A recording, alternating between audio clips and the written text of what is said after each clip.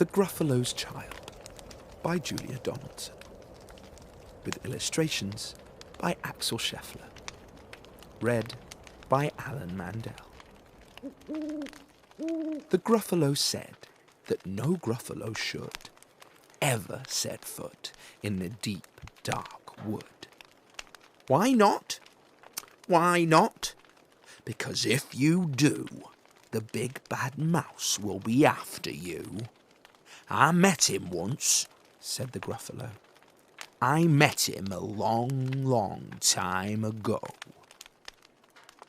What does he look like? Tell us, Dad. Is he terribly big and terribly bad? I can't quite remember, the Gruffalo said. Then he thought for a minute and scratched his head. The big bad mouse is terribly strong, and his scaly tail is terribly long.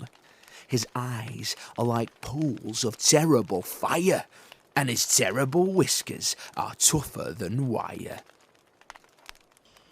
One snowy night, when the Gruffalo snored, the Gruffalo's child was feeling bored.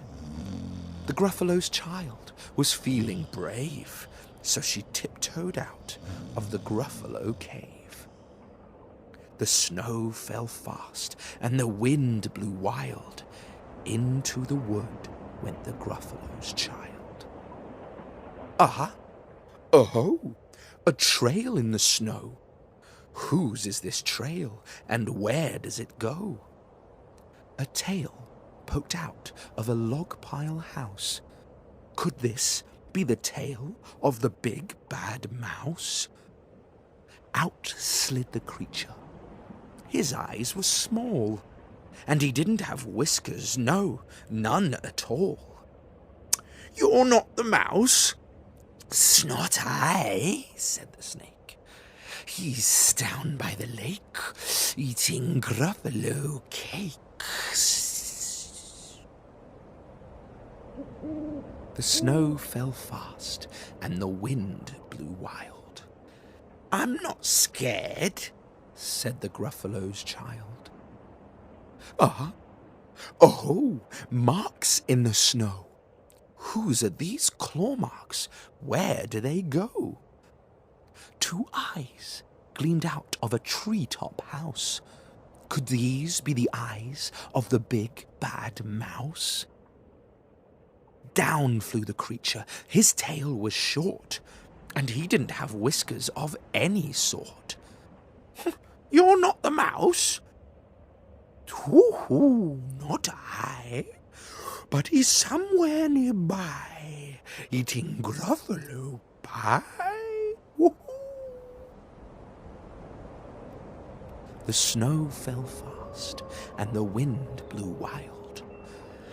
I'm not scared, said the Gruffalo's child. Oh, a track in the snow. Whose is this track, and where does it go?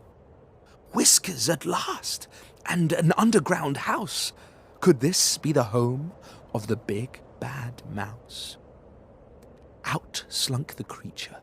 His eyes weren't fiery. His tail wasn't scaly. His whiskers weren't wiry. You're not the mouse? Oh no, not me. He's under a tree, drinking Gruffalo tea. It's all a trick, said the Gruffalo's child, as she sat on a stump where the snow lay piled. I don't believe in the big bad mouse. Oh, but here comes a little one out of his house. Not big, not bad, but a mouse at least. Oh, you'll taste good as a midnight feast. Wait, said the mouse, before you eat. There's a friend of mine that you ought to meet. If you let me hop on to a hazel twig, I'll beckon my friend so bad and big. The Gruffalo's child unclenched her fist. The big bad mouse! Oh, so he does exist! The mouse hopped into the hazel tree. He beckoned, then said, "Just wait and see." Out came the moon. It was bright and round. A terrible shadow fell onto the ground. Who is this creature, so big, bad, and strong? His tail and his whiskers are terribly long. His ears are enormous, and over his shoulder he carries a nut as big as a boulder. "The big bad mouse!" yelled the Gruffalo's child. The mouse jumped down from the twig and smiled. "Aha! Oh-ho! Prints in the snow!